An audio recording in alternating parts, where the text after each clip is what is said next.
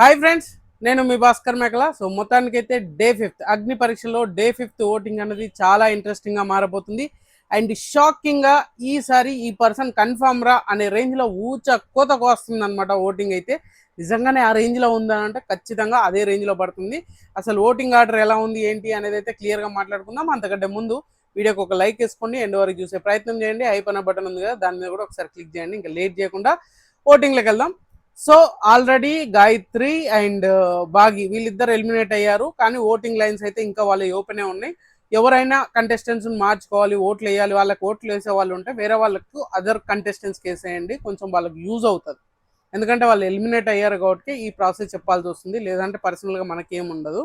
So ఆ విధంగా చూసుకొని మాట్లాడాలి. అండ్ క్లియర్ కట్గా ఎవరు ఏ పొజిషన్లో ఉన్నారు, టాప్ పొజిషన్లో నిజంగా ఆ రేంజ్ ఓటింగ్ అనేది పడుతుందా అంటే ఖచ్చితంగా పడుతుంది. టాప్ పొజిషన్లో రోహిత్ ఉన్నాడు. నిజంగా రోహిత్కి ఈ రేంజ్ ఓటింగ్ పడుతుంది అంటే మామూలు విషయం కాదు. ఎందుకనంటే 13 మెంబర్స్ అంటే ఇప్పుడు ఓవరాల్గా 15 మెంబర్స్కి ఓటింగ్ పడుతున్నా కూడా సో వారు వన్ సైడ్ లెక్క ఆ రేంజ్ ఓటింగ్ అనేది పడుతుంది రోహిత్కి. ఎక్స్ట్రీమ్ లెవెల్ అబ్బా. ఎందుకు కనెక్ట్ అయ్యారో తెలియదు కానీ ఫస్ట్ నుంచే కనెక్ట్ అయిపోయారు. అసలు తెలియకుండానే ఒక గ్రాఫ్ అయితే ఒక రేంజ్లో పెరిగిపోతుంది అనమాట. ఇంకా అప్ అండ్ అప్పే, ఇంకా డౌన్ అనేది డౌన్ ఫాలో అనేది లేకుండా పోతున్నాడు అనమాట. ఆ రేంజ్లో ఓటింగ్ అనేది నడుస్తుంది మనోడికి. నిజంగా 30+ ఓటింగ్ అని అంటే మామూలు విషయం కాదు, నెంబర్ కాదు కావాల్సింది. ఆ రేంజ్లో ఆయన దరిదాపులో కూడా ఎవరు లేకుండా ఆ రేంజ్లో ఓటింగ్ అనేది పడుతుంది. అసలు 30+ అంటే మామూలు విషయమా? ఒక రేంజ్ ఓటింగ్ పడుతుంది అబ్బా. సో టాస్క్ అవని, ఇంకేదన్నా అవని, ఏదైనా మాట్లాడడం అవని, అండ్ దాని మీద ఇంపాక్ట్ అనేది చూపించట్లేదు. నెగిటివ్ ఆర్ పాజిటివ్ పెద్ద ఇంపాక్ట్ చూపెట్టలేదు. జనాలు బ్లైండ్గా వెళ్ళిపోతున్నారా అంటే ఖచ్చితంగా బ్లైండ్గా వెళ్ళిపోతున్నారు. ఇది గుర్తుపెట్టుకోవాల్సిన విషయం. అండ్ అంతే సెకండ్ పొజిషన్లో వచ్చేసరికి అమన్ ఉన్నాడు. సో అమన్కి కూడా 20+ ఓటింగ్ అనేది పడుతుంది, 19-20 అనుకో. సో అదే ఓటింగ్ అనేది కంటిన్యూస్గా గ్రాఫ్ అయితే చేయగలుగుతున్నాడు. అంతకు మించి పెద్ద గ్రాఫింగ్ అయితే పెరగట్లేదు, కానీ అమ్మని తెలియకుండానే ఎక్కడో ఏదో బ్యాక్ ఎండ్ అయిపోతున్నాడు. అది తెలియకుండానే ఒక నెగిటివిటీ అయిపోతుంది. అండ్ ఏదైతే బ్యాక్ ఎండ్ స్టోరీస్ జరుగుతున్నాయి కొంతవరకు ఆ ఓటింగ్ మీద ఇంపాక్ట్ చూపిస్తుందంటే లేదు. ఎందుకనంటే కాన్స్టెంట్గా తనకంటూ ఒక ఓట్ బ్యాంక్ క్రియేట్ అయిపోయింది. ఇంకా ఓటింగ్ వైజ్ చూసుకుంటే మాత్రం ఖచ్చితంగా ఈ ముగ్గురు వెళ్ళిపోయినట్టే. టాప్ 3లో ఉండే ముగ్గురు వెళ్ళిపోతారంట. ఎందుకంటే ముగ్గురు గురించి కంటే ఇద్దరు, అమ్మను రోహిత్, వీళ్ళిద్దరికి హౌస్లో అడుగుపెట్టే ఛాన్సెస్ ఎక్కువ ఉంది. ఎందుకంటే 20+ ఓటింగ్ ఈ దరిదాపులో కూడా ఎవరు ఉండట్లేదు కాబట్టి ఆ బేసిస్ మీద ఓటింగ్ లైన్స్తో తీసుకుంటే ముగ్గురిని తీసుకుంటారు కాబట్టి అది వర్కౌట్ అవుతుంది వీళ్ళకి. అమ్మను ఖచ్చితంగా హౌస్లో చూడబోతున్నాం. అండ్ రోహిత్కి ఓటింగ్ వైజ్ తీసుకున్నా ఖచ్చితంగా తీసుకుంటారు అనమాట. సో తర్వాత వచ్చేసరికి చరణ్ ఉన్నాడు. చరణ్ కూడా 12%, 12-13, 14% వరకు కూడా ఓటింగ్ పడుతుంది.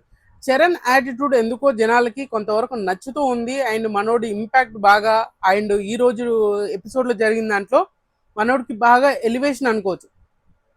టాస్క్ చాలా బాగా ఆడాడు. అండ్ అంత చూడడానికి ఎంత ఫిజికల్గా స్ట్రాంగ్ ఉన్న వాళ్ళు కూడా అంతసేపు దాన్ని హోల్డ్ చేయలేకపోయారు. సో అయినా కూడా తను గట్టిగా ట్రై చేసి ఆ లాస్ట్ టాప్ 3 వరకు కూడా ఉన్నాడు టాస్క్లో.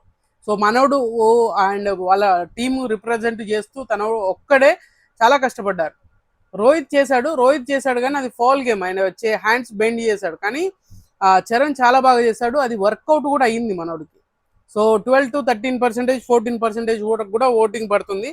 And third position and fourth position వచ్చేసరికి రాజ్ కుమారి గారు ఉన్నారు. రాజ్ కుమార్ గారికి కూడా ఓటింగ్ ఏమైనా పెరిగింది అని అంటే పెద్దగా ఏమీ లేదు. ఈమె ఓట్ బ్యాంక్ అనేది కాన్స్టెంట్గా 8-10% ఓటింగ్ అనేది కాన్స్టెంట్గా పడుతుంది తప్పితే ఇంకేదో పెరుగుతుంది, ఇంకేదో అవుతుంది అన్నట్టుగా అయితే ఏం కనిపించట్లేదు. ఇంకొక విషయం ఏంటి అంటే ఈమెకు సింపతి ఓట్ల కంటే కూడా, సింపతి ఓట్లు ఎక్కువ పడకపోయినా కూడా ఈమె నచ్చేవాళ్ళు అంటే జెన్యున్గా ఓటింగ్ అనేది పడుతుంది. అంటే ఒక సింపతి గేమ్తో వర్కౌట్ చేసిందని కాదు, ఈమె ఆడే విధానం, మాట్లాడే విధానం నచ్చి వేసే వాళ్ళే ఎక్కువ మంది ఉన్నారు. ఎందుకంటే సింపతితో ఓట్లు పడేది ఉంటే ఇప్పటికీ ఈమె టాప్లే ఉండేది. సో ఆ రేంజ్ సింపతి వచ్చేది, కానీ రావట్లేదు అని అంటే జెన్యున్గా ఓటింగ్ అనేది పడుతుంది ఫోర్త్ పొజిషన్లో. అండ్ 8-10% ఓటింగ్ అనేది పడుతుంది. పెద్ద ఇంపాక్ట్ చూపించేంత ఉంది అని అంటే పర్లేదు.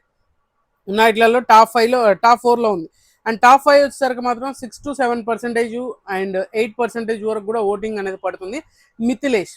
సో మిథిలేష్కి మనం అనుకున్న దానికంటే ఎక్కువ పడుతుందా అంటే నిజంగానే నేను మోస్ట్లీ మనోడు సెకండ్ పొజిషన్ అండ్ థర్డ్ పొజిషన్లో ఉంటాడు అని చెప్పేసి నేను అనుకున్నాను. మిథిలేష్ ఫస్ట్ ఆడిషన్స్ అయిపోగానే, సెలెక్ట్ అవ్వగానే అనుకున్న విషయం. బట్ తీరా చూస్తే ఇప్పుడు సీన్ మొత్తం రివర్స్ అయిపోయింది. మొత్తానికి అటో ఇటో కష్టపడి టాప్ 5 పొజిషన్లోనైతే ఉన్నాడు. అండ్ 6-7-8% వరకు కూడా ఓట్లు పడుతున్నాయి అన్నమాట. కాన్స్టెంట్ ఓటింగ్ పడతలే, అప్ అండ్ డౌన్స్ అవుతూ ఉన్నాయి. అండ్ తర్వాత 6th పొజిషన్ వచ్చేసరికి శాలిని ఉన్నాయి. శాలిని కూడా 5-6% ఓటింగ్ అనేది పడుతుంది. బట్ ఇంపాక్ట్ ఈ రోజు ఎపిసోడ్ ఏమైనా పెద్ద ఇంపాక్ట్ చూపించింది అని అంటే, ఈ రోజు ఇంపాక్ట్ చూపించాల్సిన అవసరం వచ్చిందేమో అనిపించింది, కానీ పెద్దగా ఓటింగ్ మీద ఇంపాక్ట్ అనేది పెద్దగా చూపించలేదు. ఎందుకంటే టాస్క్లలో చాలా స్మార్ట్ ప్లే చేసింది, టీమ్ లీడర్ అయింది. బట్ ఆ టీమ్ లీడర్ అవ్వడానికి ఆడిన టాస్క్లో చాలా మంచిగా తను ఒక మైండ్ గేమ్ ఆడింది. గ్రూప్ గేమ్ ఆడదామని అప్పటికప్పుడు డిసైడ్ చేసుకొని మా ఇండివిజువల్ గేమ్ ఆడింది. ఎవరైతే నమ్మారో వాళ్ళని, అది బిగ్ బాస్ కావాల్సిన కంటెంట్. సో ఆ విధంగా చూసుకుంటే ఈమెకు ఓట్ బ్యాంక్ పెరుగుతుందేమో అనుకున్నా, పెరగలేదు. 5-6% ఓటింగ్ అనేది ఈమెకు పడుతూ ఉంది అనమాట. తర్వాత వచ్చేసరికి అండ్ 7th పొజిషన్ వచ్చేసరికి ఝాన్సీ ఉంది. ఝాన్సీకి కూడా మోస్ట్లీ 4-5% ఓటింగ్ అనేది మాత్రమే పడుతుంది. అనుకున్నంత రేంజ్లో ఓటింగ్ అయితే రావట్లేదు. బట్ ఈమెకు నాకు తెలిసి మిస్డ్ కాల్ డేటా ఎక్కువ వచ్చే ఛాన్సెస్ ఉంది. సో ఝాన్సీకి మాత్రం మిస్డ్ కాల్ డేటా ఎందుకైనా మంచిది, కొంచెం మిస్డ్ కాల్ డేటా అంటున్నారు. సో తనకు వచ్చే ఛాన్సెస్ ఉంది, అంటే మన విలేజ్ టైప్ నుంచి ఎక్కువ ఓటింగ్ పడే ఛాన్సెస్ ఎక్కువగా ఉంది. సో అది కొంచెం ఆలోచించుకోవాలి. ఈమె విషయంలోనే ఓటింగ్ కొంచెం తారుమారు అయ్యే ఛాన్సెస్ ఉందా అంటే ఉండొచ్చు. 4-5% అయితే ఝాన్సీకి పడుతుంది. అండ్ తర్వాత 8th పొజిషన్ వచ్చేసరికి సృష్టి ఉంది. సృష్టికి 3-4% ఓటింగ్ అనేది పడుతుంది. 3-4% మాత్రమే గ్రాప్ చేయగలుగుతుంది. బట్ ఈమె ఆడినా ఆడకపోయినా ఈమెను సెలెక్ట్ చేస్తారు అని చెప్పేసి బాగా సర్క్యులేట్ అవుతుంది. బట్ అది ఎంతవరకు నిజమో తెలియదు, కానీ మొత్తానికైతే ఈమెకు ఓట్ బ్యాంక్ అనేది పెద్దగా ఏమీ లేదు. సో ఓటింగ్ వల్ల యూజ్ ఏం లేకపోవచ్చు, ఎందుకంటే కింద మోస్ట్లీ ఈ 2-3% ఓటింగ్ తోటి వాళ్ళకి పెద్ద యూజ్ ఉండకపోవచ్చు.